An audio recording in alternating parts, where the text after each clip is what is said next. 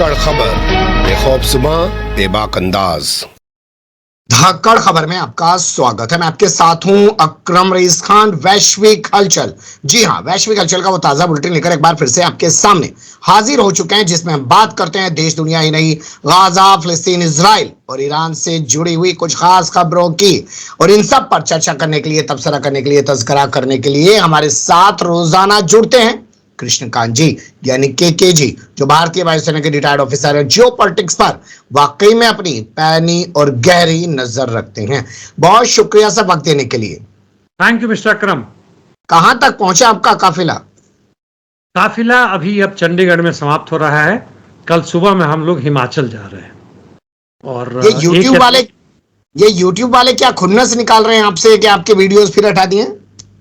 इस बार संभव है मेरी गलती हुई हो, क्योंकि जो मैंने वीडियो का बैकग्राउंड डाला था उसमें जहां से मैंने उठाया था बेसिकली किस चैनल से लिया था, जैसे टेलीग्राम वगैरह से, संभव है उस पर कहीं से प्रॉपर्टी राइट का वो चीज हुआ हो। अब मुझे ध्यान ज्यादा रखना पड़ेगा, इस आधार पे उसने उसके स्ट्राइक करके उसे हटा दिया और 2-3 और भी उसके चक्कर में हटा दिए उसने। जी चलिए, थोड़ा ध्यान रखिएगा, क्योंकि आप जैसी आवाजें इस देश ही नहीं दुनिया के लिए काफी महत्वपूर्ण है और लोग चाहते हैं ज्यादा से ज्यादा आपको सुनना। एक दिन की भी छुट्टी हो जाती है तो लोग फोन बजाने लग जाते हैं। खैर, अब बुलेटिन की शुरुआत करते हैं और पहली खबर आ रही है अमेरिका से। शिकागो में 4 भारतीयों समेत 6 लोगों को पकड़ा गया है डकैती के आरोप में। क्या कहानी है सर? ये थोड़ी अजीब गरीब कहानी है। ये 4 लोग जो हैं, 23 साल का है एक बंदा, 26 का है, 31-32 के हैं, और ये चारों के नाम में पटेल है। ऐसा लगता है कि भारत के किसी खास जगह से, खास समुदाय से, या हो सकता है एक ही परिवार को हो, कहना मुश्किल है, गए हैं। इन लोगों ने पैसे देकर 2 दूसरे लोगों को हायर किया, जिसमें एक और पार्थ नाई है, पता नहीं कौन से हैं, और एक केवांग योंग है, वह संभवतः भारतीय नहीं, बाहर के हैं। और इन लोगों के साथ इन्होंने एक वीडियो बनाया जिसमें ये 4 लोगों पर बाकी दोनों आक्रमण करते हैं और इनसे कहते हैं कि भाई जो तुम्हारे पास पैसा दे दो। हाथ यूं उठाते जैसे हथियार हो, चाकू है, डंडे हैं, लेकिन वो देखने से लगता है कि प्रोफेशनल चीज नहीं है। जब केस हुआ, पुलिस ने इन पर डाला, ज्यादा ध्यान नहीं दिया। जब कोर्ट में गए तो इनको डकैती के खिलाफ मतलब पाया गया, लेकिन जो दोनों को पैसे दिए थे किसी न किसी तरीके से पुलिस ने पता किया। मसला ये हुआ कि चारों ने पैसे देकर इनको हायर किया था और इन चारों को वहां का वीजा एक्सटेंड नहीं हो रहा था, वहां की नागरिकता नहीं मिलने वाली थी। तो वहां पे अमेरिका में एक है नॉन इमिग्रेशन स्टेटस मिलता है, ग्रांट मिलता है उन्हें कि भाई तुम रहो। यदि किसी न किसी तरह से वो अमेरिकी सरकार को मदद करते हैं, अमेरिकी समाज को मदद करते हैं, और ये चारों कह रहे थे कि देखो हमने दोनों को पकड़वाया इसलिए हमें दो, इसलिए इन्हें वो नॉन इमिग्रेशन मिल जाता। अब ये 6 पकड़े गए इसमें कि इन्होंने वीजा के लेने के लिए हेराफेरी की है और अब इन्हें 5 से 7 साल तक की सबकी सजा हो सकती है। जी, मतलब आओ हमें मारो, हम तुम्हें पकड़ेंगे और अमेरिका को दिखाएंगे, देखो हम कितने बहादुर हैं और हमारे जैसे लोगों की अमेरिका को जरूरत है और हमें वीजा मिल जाएगा। ये प्लान था। बड़ी ही दुर्भाग्यपूर्ण स्थिति है। जी बिल्कुल वही प्लान था और भारतीयों को समझना चाहिए। मैं बार बार कह रहा हूं कि हालांकि भले ही कहा गया है मरनो भलो विदेश में, वह दूसरे कारण से कहा गया था ताकि तुम्हारे मांस हड्डियों को इस्तेमाल वहां के चिड़िया वगैरह जानवर कर लेंगे। लेकिन यहां पर तुम अपनी जिंदगी बेहतर करने के लिए जा रहे हो तो हो सकता और बुरे हालात में फंस जाओ, जो आजकल हमें नजर आ रहा है। जब विदेशों में इतना मोदी मोदी करते हैं ये लोग, तो विदेशों से वापस आकर भारत में ही क्यों नहीं रहते हैं? भारत छोड़ छोड़ के ऐसे भाग क्यों रहे हैं? भारत में नौकरी कहां है? अब जो भी बना ले, यहां पे जिस राष्ट्र की कल्पना कर ले, विश्व गुरु बन जाए, वह आपके लिए थोड़ी, यहाँ के 4-5% लोगों के लिए। आपके पास न शिक्षा है न स्वास्थ्य है। जी, 4-5% लोग जो है वो फिर से सत्ता दिलवाने जा रहे हैं बाबा जी को। अब ये कहना मुश्किल है। जो मेरे साथियों से बात चल रही है, 2 तरह के विचार आ रहे हैं। एक डॉक्टर साहब से मिला, उनकी बात मैं कर चुका हूं, भूतपूर्व भाजपाई, अब इसका विरोध करते हैं, लेकिन वो कहते हैं कि देखिए सर, ऐसा है कि स्थिति जो भी है, चुनाव की जो प्रक्रिया चल रही है हमें नजर आ रहा है, जब काउंटिंग होगी वह भी हमें नजर नहीं आएगा, और उसके बाद बिना जीते हुए को ही जिताया जाएगा, और 200-250 के बीच में आ जाता है तो दूसरे लोगों को जबरदस्ती पकड़कर सत्ता वही की वही बरकरार रहेगी। बाद में पूर्ण बहुमत में आ जाएंगे, जो भी उन्हें महीने भर मिलेगा अपने बहुमत दिखाने के लिए, तो सत्ता तो वही रहेगी, उनकी कहना है। देखते हैं क्या होता है। मेरे नजर में जब तक क्रांति नहीं होगा इस देश में, उस बदलाव की हम आशा नहीं कर सकते हैं जिसे हम चाहते हैं। जी, क्या चुनाव के बाद अगर ऐसी स्थिति बनती है कि यहाँ के बहुमत पर डाका डाला जाता है, जनादेश का अपमान किया जाता है, तो कोई क्रांति होने की संभावना लगती है आपको? क्रांति बिना क्रांतिकारी पार्टी के नहीं हो सकती। हमने भारत में देखा है, बड़ी भारी भारी जन आंदोलन हुए 1942 में, 1975-77 में, 2012-13 से 14 तक, अभी किसानों का आंदोलन 2-3 वर्ष पहले। लेकिन वह क्रांति के लिए नहीं, क्योंकि उनका रास्ता एक खास मांग के लिए है, पूरी की पूरी सत्ता को बदलकर पूंजीवाद से समाजवाद में संक्रमण करने के लिए। वह तभी संभव है जब एक क्रांतिकारी पार्टी हो, जो हमारे यहाँ भी नहीं है। जी चलिए अब रुख कर लेते हैं नेपाल का, यानी सीता जी के मायके का। वहां पर रामराज वाले मसालों पर आफत आ गई है। पहले हांगकांग कह रहा था, सिंगापुर कह रहा था, और ये भी कह रहे हैं कि मसालों को प्रतिबंध कर दिया जाए। MDH एंड एवरेस्ट बंधित हो चुका है, प्रतिबंधित हो चुका है।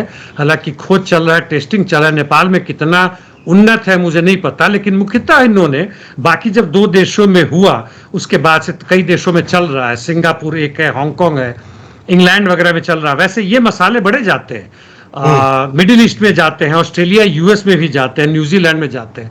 अब हर जगह उन्होंने खोजना शुरू कर दिया है। एक तत्व है जो कहते हैं कि एंटी पेस्टिसाइड है, और वह जो है इथाइलिन ऑक्साइड, यानी उससे कैंसर हो सकता है। यह बड़ी खतरनाक चीज है। यदि ऐसा है तो हमारे यहाँ भी लोगों को नहीं खाना चाहिए। हालांकि पूर्ण अभी खोज बाकी है। सिंगापुर ने तो अपने तरफ से खोज पूरा कर दिया है और कहा है कि ये नहीं करेंगे, और नेपाल तक में भी जब आ गया तो हमारे देश के लोग क्यों खाए। हालांकि कहने के लिए भारत का जो है Indian health services and food का जो है, उसने भी खोज कहने की शुरू की है, लेकिन उसका कितना चलता है, क्या चलता है भी कि नहीं पेपर पर, ये मुझे नहीं मालूम। जी क्या हमें किसी खोज की जरूरत है, या दिव्य भव्य ज्ञान बहुत है कि ये हमारे मसाले हैं बस खाते रहो? यदि दिव्य भव्य ज्ञान होता, यदि कैंसर का सही में इलाज हमारे यहाँ होता, एक साधारण सा जो मैंने उदाहरण दिया था, जो 20 लाख हमारे बच्चे और युवक वह टोबैको यानी खैनी या खाने से, जो माउथ कैंसर से, उसमें 50-60% से अधिक मारे जा रहे हैं हर साल, तो क्या उनको रोका नहीं जा सकता था? हमारे यहाँ आयुर्वेद है, हमारे यहाँ दूसरे तरह के यूनानी और तरह के संतों की और ताबीज पहनाने वालों की लाइन लगी पड़ी है बताने के लिए कि तुम क्या करो, कौन सा मंत्र का जाप करो, ठीक हो जा रहा है। उसके हम बहकावे में ना रहें। विज्ञान के अलावा और कोई रास्ता नहीं है। वैसे कहावत तो है कि बीमार पड़ने से अच्छा है कि बीमार ना पड़ो, मतलब बीमारी का इलाज ढूंढने से अच्छा बीमार ना पड़ो। वह चीज हम नहीं कर पा रहे हैं। जी एक वीडियो रवीश कुमार ने अपने ट्विटर अकाउंट से शेयर किया। उसमें एक बाबा जी एक महिला से 3 बार जो है नारा लगवाते हैं, एक धार्मिक। पहली बार पूछते हैं कितना घटा, दूसरी बार पूछते हैं कितना घटा, तीसरी बार पूछते हैं क्या हुआ, कि खत्म हो गया। उस महिला को हर्निया की बीमारी थी। क्या ऐसा हो सकता है? अब मजाक का इतना हद तक पहुंच गया है, और हम लोगों का दिमाग 21वीं शताब्दी में लगता है कि हम 17वीं शताब्दी में पहुंच गए।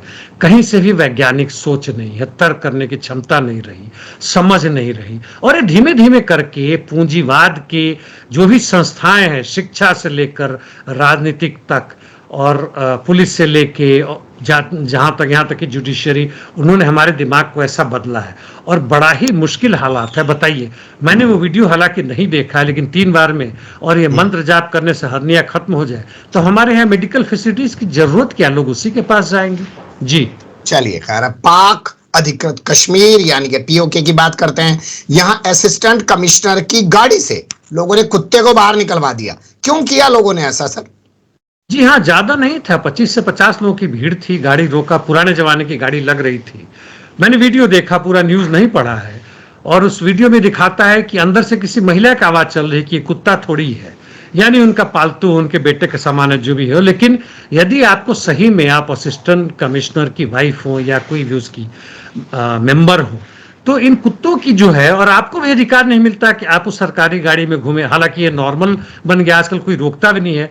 1975-77 के आंदोलन में इस तरह की घटनाएं कई बार पटना में हुई थी कि सरकारी गाड़ी को रोका गया था और उनको उनके परिवार वालों को निकाला गया था कि आप उसका इस्तेमाल क्यों कर रहे हैं। हालांकि इस तरह की घटनाओं से, जहाँ तक उस कश्मीर का हिस्सा है, वो कहीं का भी हो, चाहे भारत का या पाकिस्तान का हो, या पूरे भारत पाकिस्तान के लोगों को हो, इस तरह की चीज़ों को करने से जो हम चाह रहे हैं, एक स्वतंत्र सामाजिक न्याय व्यवस्था वह नहीं होगा। फिर भी लोगों ने वहां ऐसा किया और उस गाड़ी को रोका, और इसका यदि प्रोपेगेंडा में असर पड़ता है तो वहां के लोगों के लिए अच्छा है। जी, यानी ये अच्छी चीज है कि भाई सरकारी गाड़ी में कुत्ता क्यों घुमाया जा रहा है। अब अगली खबर का रुख कर लेते हैं जो आ रही है किर्गिस्तान से। यहां पर पाकिस्तान के छात्रों पर हमला किया गया है, 3 छात्रों की हत्या कर दी गई, कई सारे घायल है। जबरदस्त तनातनी बताई जा रही है वहां पर। जी हाँ, ये जगह है बिश्काक करके, वहाँ जगह है। और जैसे हमने शुरू में देखा था, जब यूक्रेन में युद्ध शुरू हुआ था तो हमारे हजारों भारतीय जो मेडिकल की पढ़ाई करने गए थे यूक्रेन से, सूमी राज्य से भागे थे। यानी हमें पहली बार पता चला कई लोगों को कि सही वहाँ लोग जाते हैं। दूसरा जगह है किर्गिस्तान है, जहाँ हमारे स्टूडेंट ही नहीं, भारत के नहीं, पाकिस्तान बांग्लादेश के करीब 9,500 स्टूडेंट हैं, जिसमें बाकी जगहों के भी लोग आते हैं। 50% से हमारे लोग हैं। कारण ये है कि हमारे इतना महंगा हो चुका है, 1 करोड़ रुपया लगने वाला है, कहाँ से ये लोग दे पाएंगे, संभव नहीं है। या कंपटीशन में है जिसमें कुछ लोगों का आता है, वो भी संभव नहीं है। और वहां पे किसी न किसी कारणवश से ग्रीक स्टूडेंट, जो छात्रावासों का पूरा जमावड़ा इस जगह में जिसकी मैंने नाम ली, वहां से लोकल की लड़ाई हुई। लोकल ने वहां पे 3 या 4 दिन पहले वहां एक रोक लगा दी, पूरा हंगामा हो गया, और उसके बाद इन 3 पाकिस्तानी छात्रों की हत्या हुई है। हालांकि कहने के लिए पाकिस्तान के प्राइम मिनिस्टर ने भी सवाल उठाया कि भाई हमारे छात्रों की रक्षा की जाए। भारत के विदेश मंत्री ने भी कहा है कि हम इस पर नजर रखे हुए, जो भी हो। लेकिन सवाल वही है कि हमारे लोग वहां क्यों पढ़ने जा रहे हैं। यदि आदान प्रदान हो संस्कृति के तहत पे 2 देशों के बीच में, बात अलग है, वह बिल्कुल अलग चीज है। वहां पे सुरक्षा जो है सो दोनों देश की सरकारें करती है। लेकिन इस तरह से अपनी तौर पर, चाहे अमेरिका हो, चाहे किर्गिस्तान हो, रशिया हो, कहीं हो, क्यों जा रहे हैं, किस मजबूरी में जा रहे हैं। हालांकि नौकरी ढूंढते हुए लोग जा रहे हैं और मारे भी जा रहे हैं, सैनिक के रूप में जा रहे हैं। बड़ा ही दुर्भाग्यपूर्ण स्थिति है। जी, अब जिंदगी है, जीनी पड़ेगी। इन्होंने तो अफसर टाइप के लोगों को टायर पंचर लगाने वाला बना के रख दिया, और फिर भी कह रहे हैं कि विकास हो रहा है देश का। एक और खबर पाकिस्तान से ही जुड़ी हुई है। 3 यहाँ के लोग एक एजेंट के जरिए यूरोप के पास जाने की कोशिश कर रहे थे। ईरानियों ने पकड़ लिया। आरोप है कि अब वो कह रहे हैं 80 लाख रुपए मंगाओ अपने घर से, वीडियो जारी कर रहे हैं उनका। ईरानियों ने, मतलब ईरान के जो एजेंट थे उन लोगों ने पकड़ रखा है, और उनको 80,000 या 80 लाख जो भी है उसकी मांग कर रहे हैं भारी संख्या में। वही उसी हमारी कहानी की हिस्सा है कि हम जो अविकसित देश है पूंजीवादी रूप से, जैसे भारत, पाकिस्तान, बांग्लादेश, अफगानिस्तान के लोग शायद नहीं जा रहे, वो भी भाग के गए हों, श्रीलंका के भी जाते हैं। आखिर हम कब तक इस चीज को बर्दाश्त करेंगे। दूर का ढोल सुहावना है ना, वह नहीं है सुहावना, ये जान कर रहे हैं। हो सकता है 1000 जाए, उसमें 2, 4, 5, 10 वहां पर ठेले चलाकर और उस तरह की व्यापार करके, टैक्सी चला के, पढ़े लिखे लोग यहाँ के, मुझे मालूम है कि यहाँ के पायलट भी जिनको नौकरी नहीं मिली है, फौज से भी रिटायर गए हैं, वो कनाडा पहुंचे, उन्होंने वहाँ के ट्रक चलाए हैं, बाद में पायलट की जब नौकरी मिली हो नहीं मिली हो, और दूसरे लोग मेरे अच्छे जान पहचान के दोस्त लोग कर रहे हैं।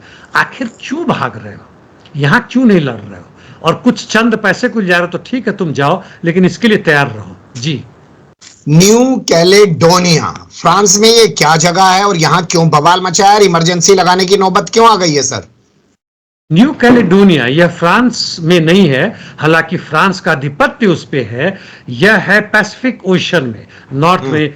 ज्यादा समझने कहें तो ऑस्ट्रेलिया के ईस्ट में है, कुछ 100 किलोमीटर दूर, और उस इलाके में है।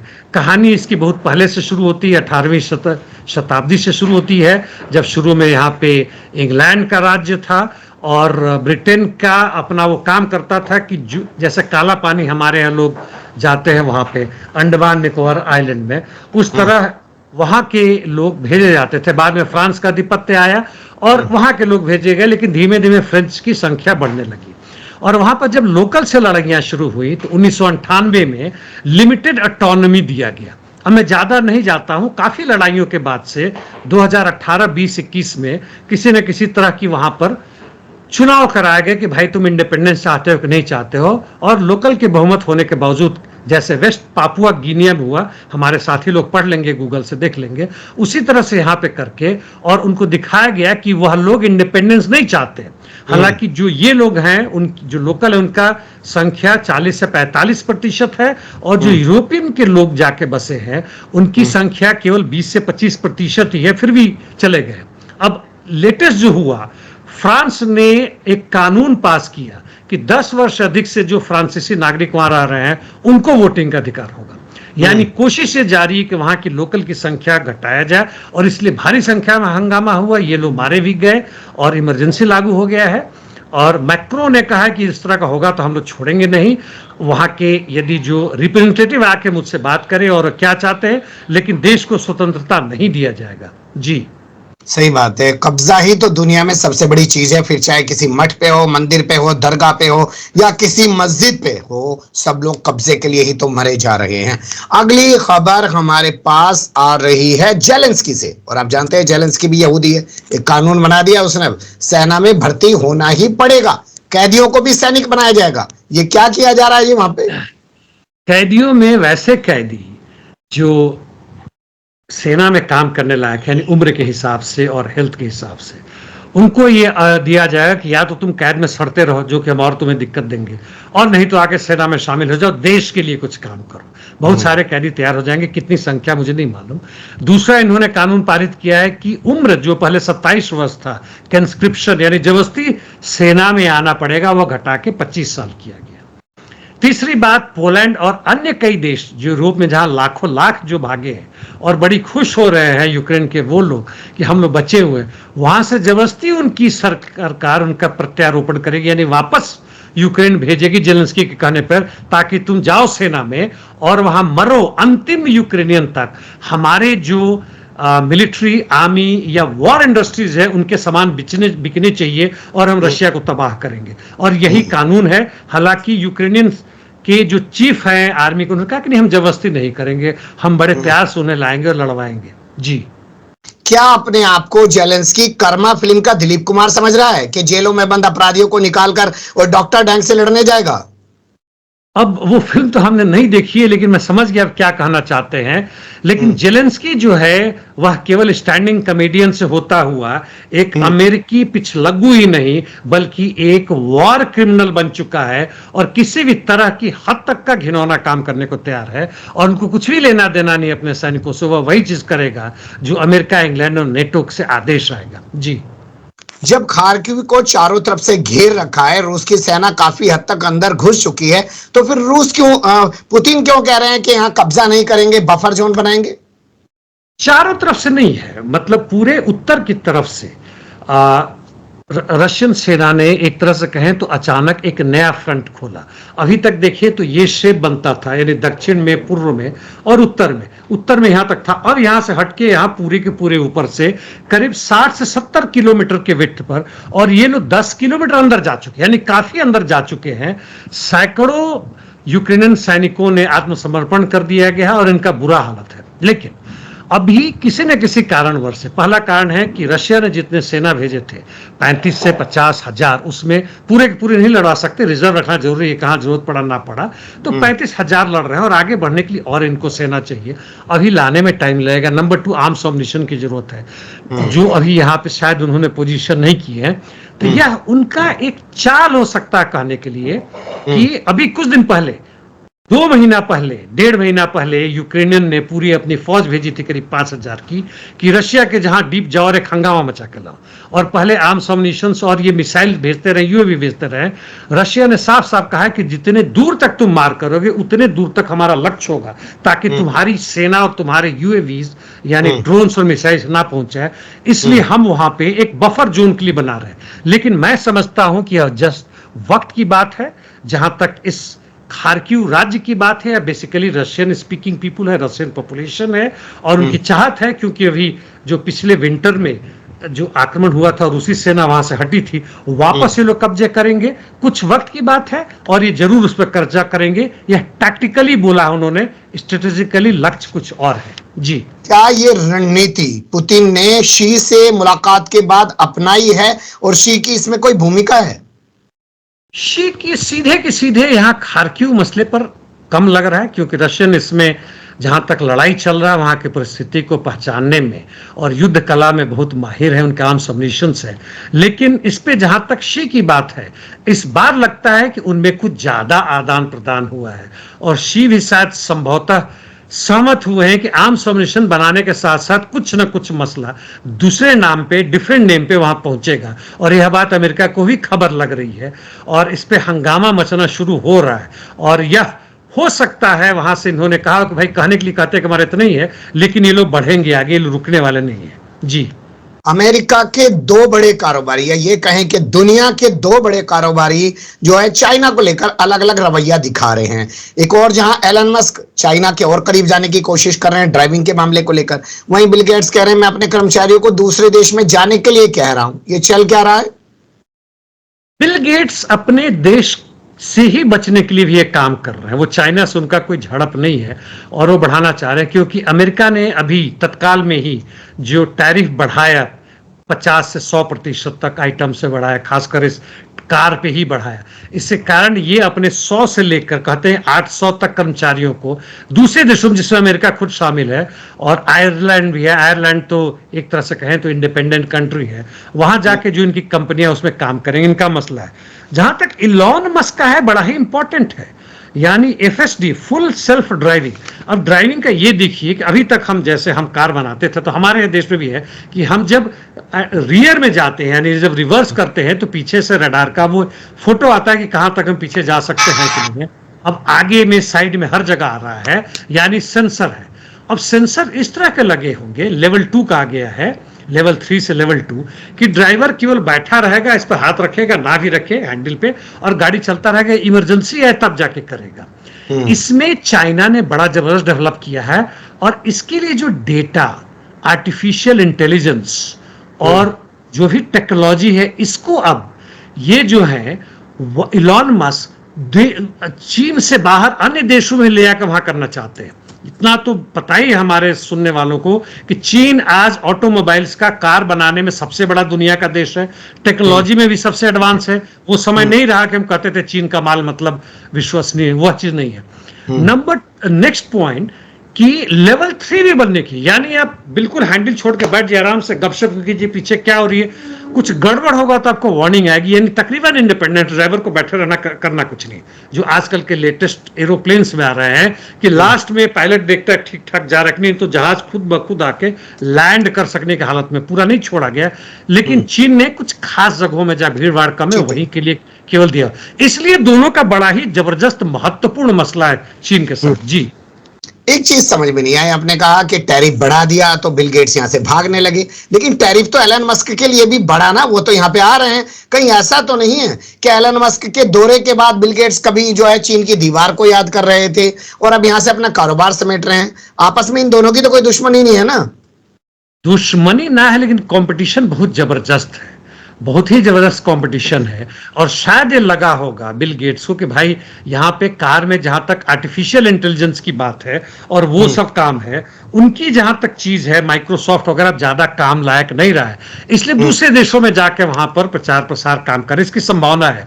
और जहां तक एलन मस्क की बात है, वह चीन में पूरी तरह से बैठ चुके हैं, चीनी सरकार के साथ, ली के साथ उनका जो था, वहां के जो प्रीमियर है उनके साथ पर्सनली बातचीत भी हुई थी। और इस हिसाब से देखें तो जो बात कर रहे हैं उसमें दम है। जी।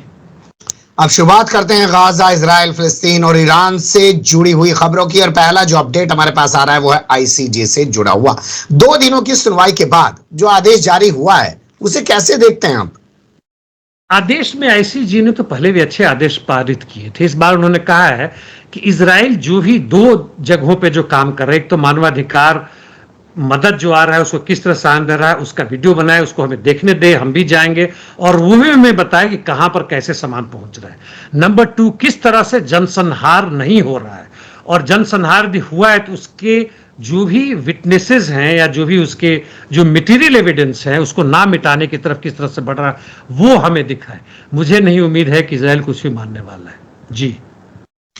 जो जंग चल रही है बाकायदा राफा में और गाजा में, और उसके साथ साथ जो इजराइल की अंदरूनी सरकार में उठापटक चल रही है कि रक्षा मंत्री सवाल उठाता है तो नेतन्याहू खुद जो है सेना के जहाज में बैठकर फौजियों के साथ बात करने लग जाते हैं, इसका क्या असर होने वाला है? क्या कोई तख्ता पलट होगा नेतन्याहू का, तभी इस इलाके में शांति होगी?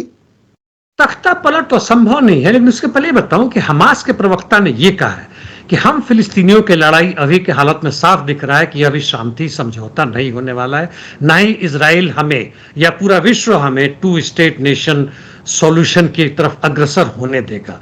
हम इस लड़ाई को जारी रखेंगे, बड़ी लंबे समय तक लड़ेंगे।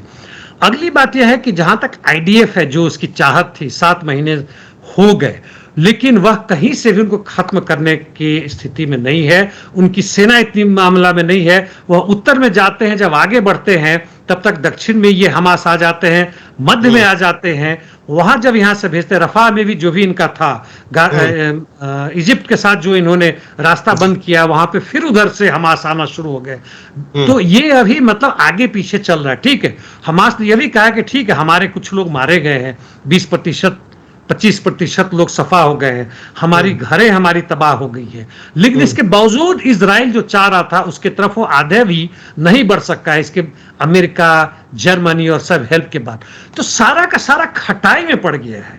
मसला ना आगे बढ़ रहा है, पीछे बढ़ रहा है। यानी उस सांप और छुछुंदर की हालत हो गई कि सांप ने छुछुंदर को मुंह में तो ले लिया है, लेकिन उससे महक के कारण उसे निगल नहीं पा रहा है, ना ही उसे फेंक दे रहा है क्योंकि भूखा है। वही हालत नेतन्याहू उनकी सरकार की हो गई है। ये आपस में भी लड़ रहे हैं और अमेरिका भी इनको साथ दे रहा है, ना साथ दे रहा है।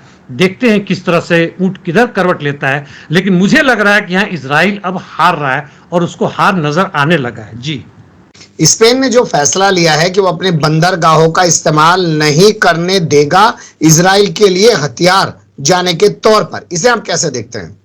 यह एक अच्छी बात है। स्पेन में कहने के लिए लेफ्टिस्ट पार्टी है और कुछ हद तक है भी, जो भी सांचेज वहां के प्रधानमंत्री या राष्ट्रपति जो भी है, और वहां पे जो रोका है छोटी ही मात्रा में, यदि कई अन्य यूरोपियन देश मना करती हैं, रोक लगाती हैं, और अरब कंट्रीज में भी यदि दबाव पड़ता है, जैसे सऊदी अरबिया या इन लोगों पे, यहां तक कि टर्की पे भी, तो जो छोटे छोटे कर हैं वो बड़ी संख्या बनती है, वो बड़ा चीज बनता है। एक बड़ा सा टैंक केवल इसलिए नहीं चल सकता है कि लोहे का वो जो स्क्रू ड्राइवर है वो उसके पास नहीं है, और यदि यह संभव हो पाता है तो अमेरिका, जर्मनी अकेले नहीं कर सकता है, क्योंकि उनकी सेनाएं किसी न किसी रूप से उसके आर्म्स अम्युनिशन यूरोप में भी जा रहे हैं, यानी यूक्रेन में भी जा रहे हैं। और यह एक समय के साथ हमें नजर आ रहा है कि इजराइल के जो शुरुआती दौर में जो था, ना उस तरह से आक्रमण कर रहा है, ना ही वह बमबारी कर पा रहा है, यहां तक कि हुतीज जो अटैक कर रहे हैं रेड सी में।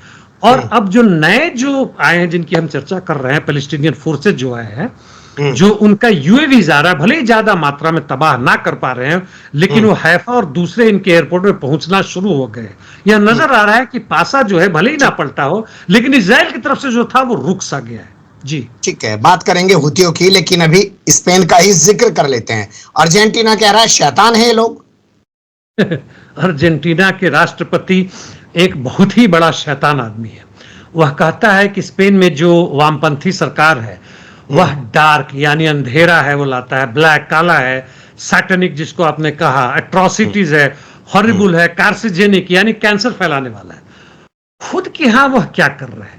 ऐसे बेहुदे लोग, माफ कीजिएगा इस शब्द के लिए, लेकिन ये बहुत ही घृणित लोग हैं, और यह दुर्भाग्य हमारे पूरे विश्व का कि ऐसे लोग सत्ता में भी आ जाते हैं। और ये लोग इसके साथ स्पेन के वहाँ की जो फ्रांस की जो एक्सट्रीम दक्षिणपंथी है, लीपिन महिला है, वह भी वहाँ पहुंची है, और सारे यूरोप के जो एक्सट्रीम दक्षिणपंथी हैं वह उनका जमावड़ा है। पता नहीं स्पेन ने अलाउ क्यों नहीं किया, इनको तो पकड़ के जेल में डाल देते, रहते 10 दिन, इनको मजा आता, जेल की चक्की पीसते, तब पता चलता कि क्या होता है। जी, अब जिक्र करते हैं हुतियों का। उन्होंने एक वीडियो जारी किया है सर, और उसमें दिखाया कि किस तरीके से उन्होंने अमेरिका के MQ-3 ड्रोन को मार गिरा और उसका मलबा पड़ा हुआ है। इस वीडियो का क्या मतलब है? इस बड़ा मजेदार है। कम से कम ये मतलब जितने पैलेस्टीनियन जो हैं रेसिस्टेंस फोर्सेस हैं, उनके बल को, उनके मनोबल को बहुत वो ताकत मिलेगा। नंबर 2, इनका जो AQ-9 जो है, ये हमेशा ब्लैक सी में भी उड़ते रहते हैं, और जो भी उससे सटे हुए यानी ओडेसा क्षेत्र है या खारसो रीजन है, वहां पे जो भी रशियन सेना का जो मूवमेंट होता है, खासकर क्रीमिया में, उसका वो यूक्रेन को बताते हैं, मरवाते हैं। लेकिन यहाँ पे ये हुतीज नहीं डरने वाले हैं, तुम कहाँ उड़ रहे हो, और ये यमन के एयर स्पेस में घूम रहे हैं और कहते हैं कि ये बड़े ही साइलेंट है, इसको नहीं मारा जा सकता है। बाय द वे, हुतियों ने ये पहला नहीं, यह चौथा ऐसा यूएवी अमेरिका जिसको मार गिराया, जो कि $10 बिलियन का एक है। तो ये बड़ी अच्छी खबर है और अच्छा लगा मुझे ये देखकर और सुनकर। जी, लेकिन यहाँ के देश आपस में लड़ रहे हैं। बताया जा रहा है गैस को लेकर तुर्की और ईरान के बीच कुछ तनातनी चल रही है। ये लोग पता नहीं क्या करके रहेंगे, आपस के झगड़े इनके कब खत्म होंगे, कब फिलिस्तीन के हक में कोई आवाज उठाएंगे या कुछ एक्शन लेंगे। मुनाफाखोरी ऐसी जगह, ऐसा चीज है कि जिसमें हिस्सा के लिए भले ही यह मजदूर किसानों के खिलाफ कितने भी एकताबद्ध हो जाए, आपस में हमेशा लड़ रहे हैं और लड़ते रहेंगे। ये बड़ी ही क्षुद्र किस्म की चीज है, इसके बावजूद कि बिलियंस एंड बिलियंस अरबों खरबों डॉलर है, रुपया इनके पास है। ये जहां तक की बात है इसका, ये अजरबैजान से एक नया तुर्कमेन जो उनका तुर्किस्तान का एक बहुत बड़ा तेल का कंपनी है वह शुरू कर रहा है, और वह अजरबैजान से लाखों लाख टन जो है वहां से तेल लेकर और यहाँ तुर्की से होते हुए यूरोप को ही बेचेगा। अब तुर्की से जाएगा तो तुर्की को कमीशन मिलेगा उस पे, तेल तो उसका नहीं है लेकिन उसके क्षेत्र से जा रहा है इसलिए कमीशन कमाएगा। और पहले वैसे ईरान की तरफ से जाता था, छोटा पतला नली था, कुछ हद तक जाता था, जिससे यूरोप के पूरे जरूरतों को पूरा नहीं कर पाता था क्योंकि रशिया ने बंद कर रखा है। अब इसमें चूंकि ईरान से जाता था, ईरान टर्की से लेकर नहीं जाता था, अब टर्की ईरान को इसमें नहीं ला रहा है और इनका जो भी ईरान से जाता था वो बंद हो जाएगा और इसमें इनको भारी मुनाफा होगा और दोनों का आपस में तो लड़ाई चल ही रहा है, वह जारी रहेगा। जी बिल्कुल आप सही कह रहे हैं कि असल में सारी लड़ाई ही धंधे की है और धंधे के लिए ना कोई दुश्मन है, ना कोई दोस्त है, ना ये देखना है कि कौन गलत कर रहा है कौन सही कर रहा है, क्योंकि शायद वो दौर पुराना हो गया जब लोग कहते थे अरे ठीक है ऊंचा मकान है गाड़ी लेके घूम रहा है लेकिन कमाया तो हराम का है ना। लेकिन आज सिर्फ होना चाहिए, वो ही सबसे बड़ा जो है शेर खां बना घूमता रहता है। बहुत शुक्रिया, आपने बहुत बारीकी से तमाम चीजों पर रोशनी डाली। फिर आपके साथ किसी और मुद्दे पर जुड़ने की कोशिश करेंगे। धन्यवाद। Thank you mister Akram.